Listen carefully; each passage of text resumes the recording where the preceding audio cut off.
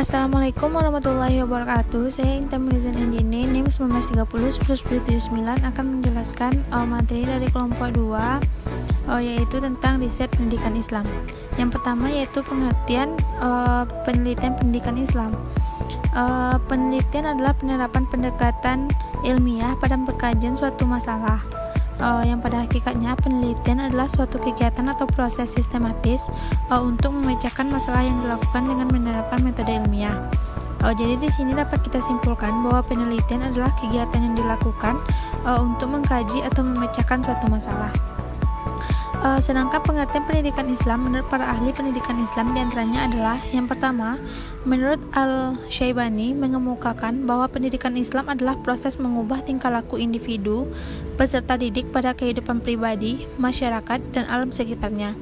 Proses tersebut dilakukan dengan cara pendidikan dan pengajaran sebagai suatu aktivitas asasi dan profesi, di mana sekian banyak profesi asasi dalam masyarakat.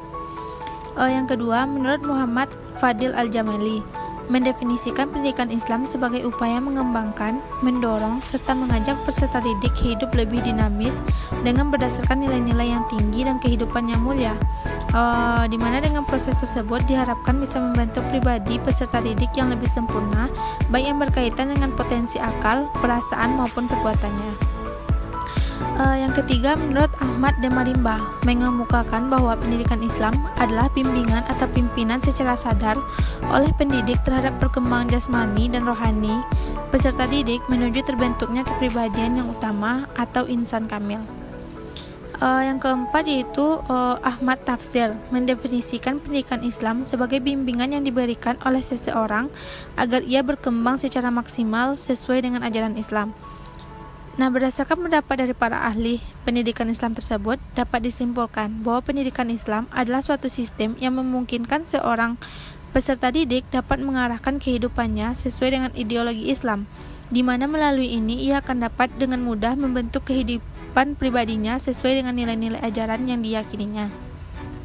Jadi dapat kita simpulkan bahwa definisi dari penelitian pendidikan Islam adalah kegiatan yang dilakukan untuk mengkaji atau memecahkan suatu masalah menggunakan suatu sistem yang memungkinkan seseorang atau peserta didik tersebut dapat mengarahkan kehidupannya sesuai dengan nilai-nilai ajaran agama Islam yang diyakininya. Mungkin sekian akan dilanjutkan oleh rekan saya yang lain. Sekian dari saya. Assalamualaikum warahmatullahi wabarakatuh.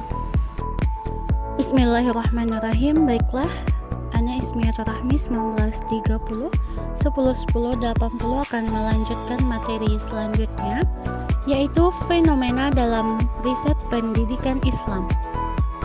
Fenomena dapat kita lihat banyak sekali fenomena yang menarik.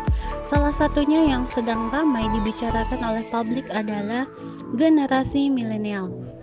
Maraknya budaya global dan gaya hidup pop culture. Fenomena ini dianggap sebagai dampak dari arus globalisasi yang sudah tidak dapat dibendung lagi. Globalisasi yang sering dimaknai sebagai proses mendunianya sistem sosial, ekonomi, politik, dan budaya, sehingga dunia terkesan tanpa batas. Dengan adanya satelit, internet, dan telepon jarak jauh, perkembangan teknologi dan informasi yang telah menghapus batas antar negara, antar bangsa, dan antar kelas. Salah satu dari proses globalisasi adalah melahirkan generasi gadget, istilah yang sering digunakan untuk menandakan lahirnya generasi milenial. Selanjutnya, di Indonesia, studi tentang kajian generasi milenial belum banyak dilakukan.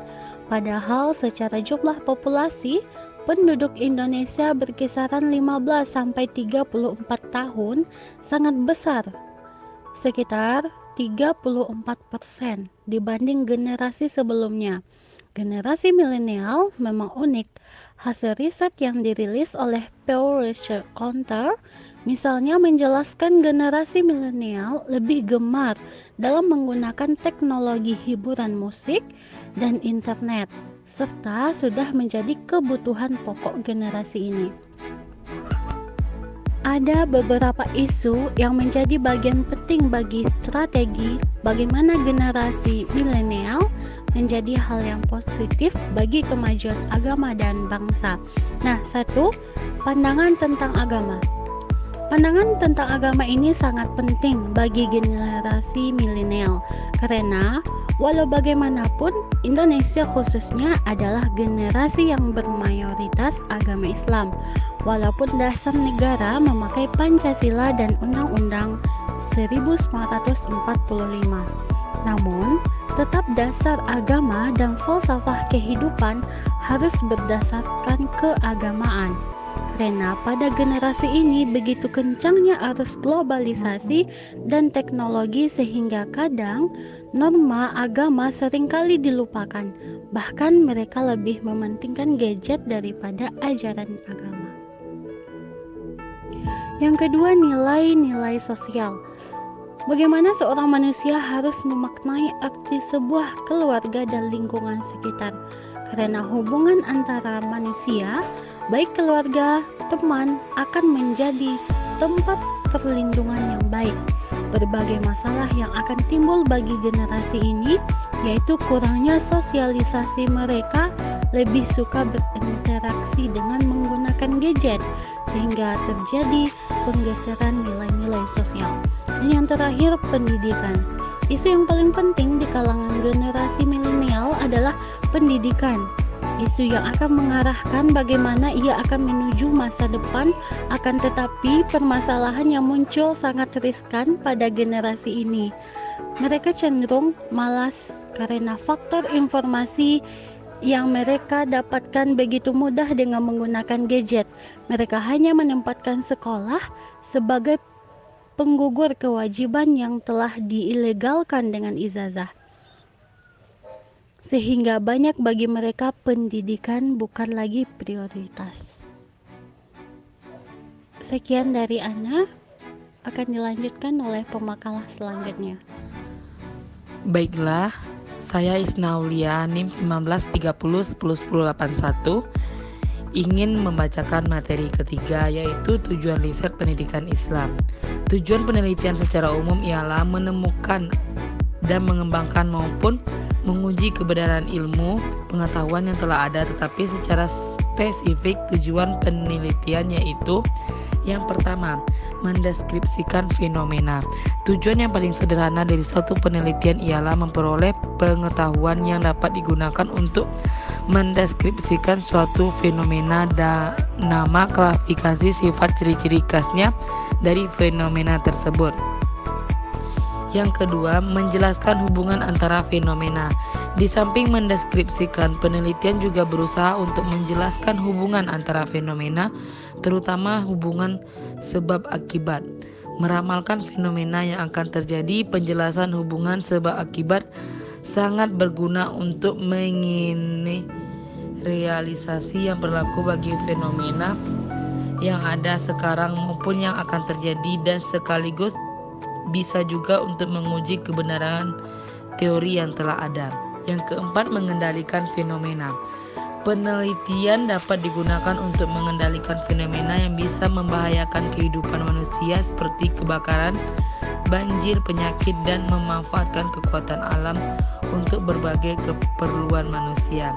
Misalnya, pembangkit tenaga listrik dan air, gas bumi, uap, dan sebagiannya. Islam, politik, pendidikan, ekonomi, sosial, ilmu pengetahuan, dan lain-lain. Membersihkan Islam dan sejarahnya dari syubhat yang dimaksud ke dalamnya dengan memutarbalikkan fakta, mempersiapkan penelitian yang akan memberikan dalam menghilangkan kelembaban dan kelesuan bertindak, menjelaskan pandangan Islam terhadap berbagai persoalan kehidupan masyarakat, memberikan perhatian secara besar ilmiah terhadap kitab-kitab fikih untuk dipelajari, kaji, dipahami, dan diambil manfaatnya, menghasilkan pedoman kehidupan modern, membentuk rohani, akal, dan jasmani manusia muslim agar mampu mengenal dirinya sendiri dan memberi tugas serta kewajibannya. Mungkin itu yang dapat saya bacakan dalam materi ketiga dalam kelompok 2 metode ini. Assalamualaikum warahmatullahi wabarakatuh.